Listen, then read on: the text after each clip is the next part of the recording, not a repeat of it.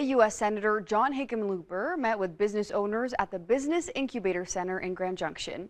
He discussed challenges that rural businesses along the Western Slope are facing. Our Grace Metcalf has more on what Senator Hickenlooper had to say today, Grace.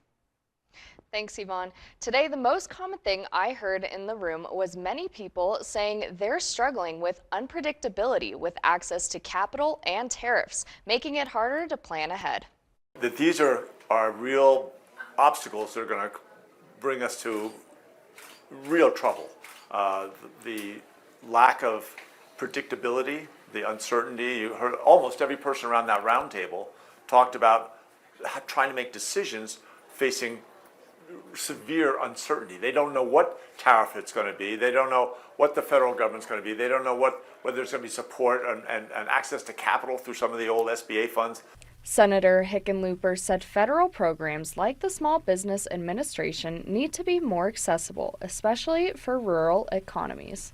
Slight changes in things like, duties, tariffs, can have a much larger effect on a small business in a rural area than in an urban area. Healthcare was another concern raised at the meeting, especially with businesses already facing struggles with the workforce. The fact that we're going to see on the West Slope, it's going to be a 38% increase in what you pay for health insurance. That means a lot of people aren't going to get health insurance, which means the emergency rooms are going to be full, which means the hospitals are going to have a hard time staying in business.